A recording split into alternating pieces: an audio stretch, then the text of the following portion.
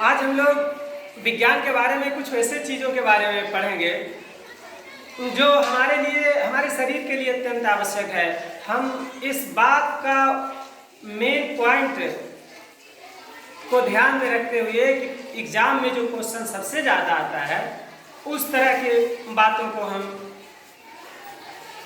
यहाँ लाते हैं ताकि हमारा कोई क्वेश्चन मिस न करे। विज्ञान का एरिया तो बहुत बड़ा है, हम उतना कवर नहीं कर सकते, लेकिन जो इम्पोर्टेंट क्वेश्चन है उसके बारे में ज़रूर हम ध्यान रख सकते हैं और अच्छी तरह से उसको हम देख भी सकते हैं। तो सबसे पहले बात देखते हैं कि हम जब भोजन करते हैं, खासकर जब पौष्टिक भोजन लेते हैं। पौष्टिक भोजन का मतलब होता है कि वैसा भोजन जिसमें हमारे शरीर के विकास के लिए सभी प्रकार के पोषक तत्व मौजूद हैं। अब पोषक तत्व की जब बारी आती है तो उसी में आता है विटामिन होना चाहिए, कार्बोहाइड्रेट होना चाहिए। तो जो विटामिन है ना, सबसे पहले हम विटामिन की बात करते हैं। इसके अलावा और खनिज लवण और पदार्थ है, उसके बारे में हम बाद में बात करेंगे। आज का बिंदु है विटामिन की जानकारी। सबसे पहले विटामिन है क्या? विटामिन एक कार्बनिक पदार्थ। इसके बारे में 1911 ईस्वी में सबसे पहले फंक ने बताया। जानते हैं जिन विटामिनों के बारे में हम बताने जा रहे हैं उसके बारे में कुछ प्रमुख बातें हैं। कुछ तो ऐसे विटामिन है जो जल में घुलनशील है। अक्सर एग्जाम में पूछा जाता है कि जल में घुलनशील विटामिन कौन कौन है। तो विटामिन डी और विटामिन सी जल में घुलनशील विटामिन माना जाता है, और विटामिन ए, डी, ई, के वसा में घुलनशील है, ये वसा में घुलता है, और विटामिन बी और विटामिन सी जल में घुलते हैं। तो जितने भी विटामिन खास करके हमारे शरीर को जो सबसे ज़्यादा जरूरत होती है मुख्य उसके बारे में हम कुछ बात करते हैं जो एग्जाम में क्वेश्चन जिससे एराइज करता है। आइए देखते हैं कुछ विटामिन के बारे में। सबसे पहले विटामिन ए की बात करते हैं।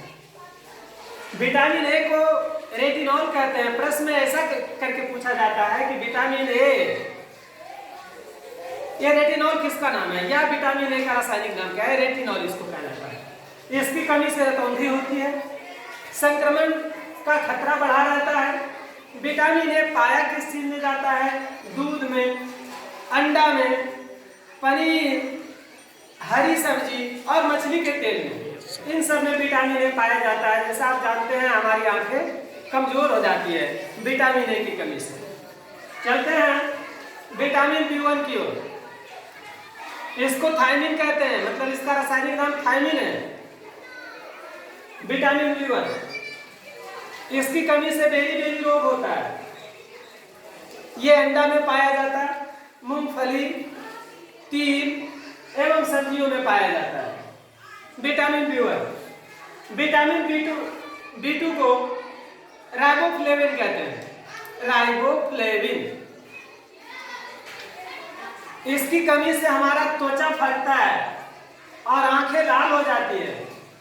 यह पाया जाता है खमीर में, मांस में और हरी सब्जी, दूध में, इन सब चीजों में पाया जाता है। इसके अलावा विटामिन B3, इसको पैंटोथेनिक अम्ल कहते हैं।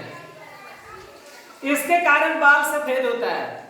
बाल सफेद होने की समस्या तो आज विटामिन 3 बच्चों में भी बहुत ज्यादा है। पहले लोग बूढ़े होते थे तब उनका बाल सफेद होता था, आज तो छोटे छोटे बच्चों को भी बाल सफेद हो जाता है। तो विटामिन B3 की कमी से बाल सफेद होता है और उसका दिमाग सुस्त हो जाता है, मंद बुद्धि का बच्चा होता है ना, मंद बुद्धि का होना, ये भी विटामिन B3 की कमी से होता है। ये मांस में पाया जाता है, दूध, हरी सब्जी, अंडा, टमाटर, इन सब चीजों में पाया जाता है। विटामिन B5 को नियासिन कहते हैं। इसकी कमी से पेलाग्रा होता है। पेलाग्रा जो है ना, त्वचा दाग है, दाग है ना, त्वचा में होने वाला रोग। ये पाया जाता है मांस में, आलू में, टमाटर में, मूंगफली और हरी सब्जी में मौजूद है। यानी देख रहे हैं हरी सब्जी का स्थान बहुत अच्छा खासा है हमारे भोजन के एक विशेष अंग के रूप में, जिसमें खास करके विटामिन पाया जाता है। विटामिन B6 को पायरिडॉक्सिन कहते हैं।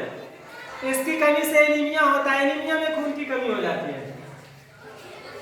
त्वचा संबंधी विरोधी रोग होता है, ये मांस, यकृत और अनाज में पाया जाता है।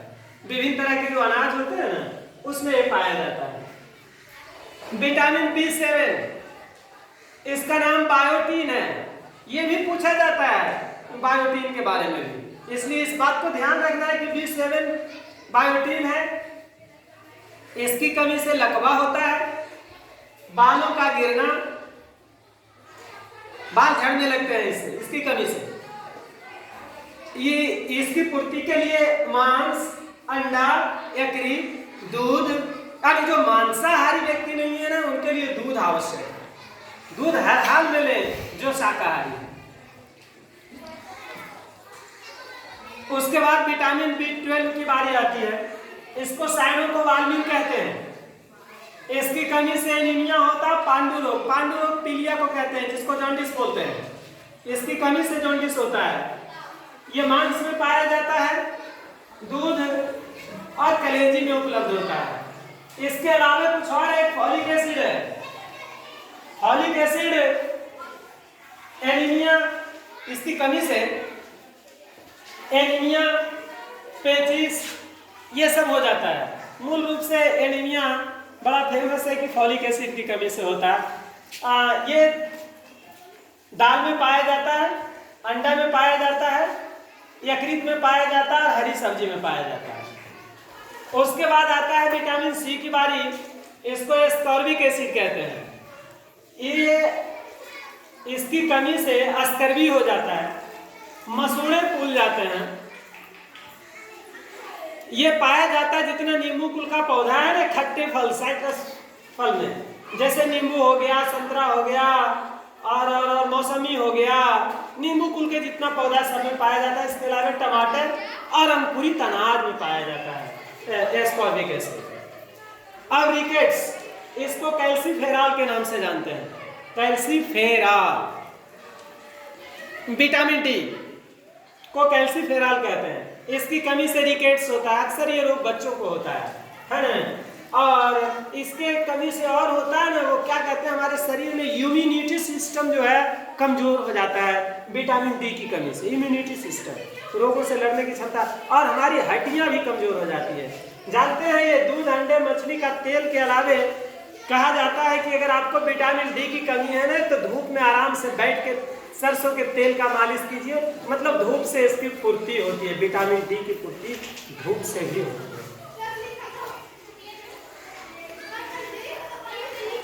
विटामिन E, इसको टेकोफेरॉल कहते हैं। इससे जनन शक्ति, प्रजनन जिसको कहते हैं ना, जनन शक्ति कमजोर हो जाती है। ये हरी पत्तीदार सब्जी में पाया जाता है। इसके अलावा अंकुरित अनाज, हरी पत्तीदार सब्जियां और अंकुरित अनाज हमारे लिए अत्यंत आवश्यक है, जिसका यूज हम लोगों को करते रहना चाहिए ताकि हमारे शरीर में पर्याप्त मात्रा में ये सब विटामिन मिलते रहे। अब विटामिन K की बात करते हैं।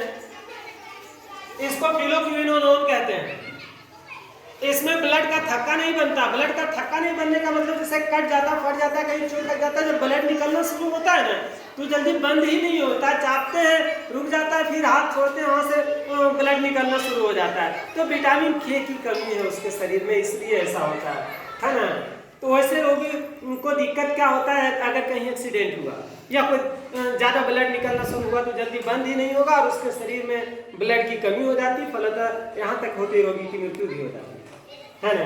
इसमें फिलोक्विनोलोन जो विटामिन K है, इसकी कमी के कारण यह समस्या होती है। ये हरी सब्जी और टमाटर में पाया जाता है। इसलिए हरी सब्जी और टमाटर हमारे जितने भी विटामिन हैं, विटामिनों में खास करके हरी सब्जी, हरी पत्तेदार सब्जी, टमाटर, ये सब का महत्वपूर्ण योगदान है। इसके अलावा और जो इम्पोर्टेंट क्वेश्चन होगा अगली बार देखते रहिए।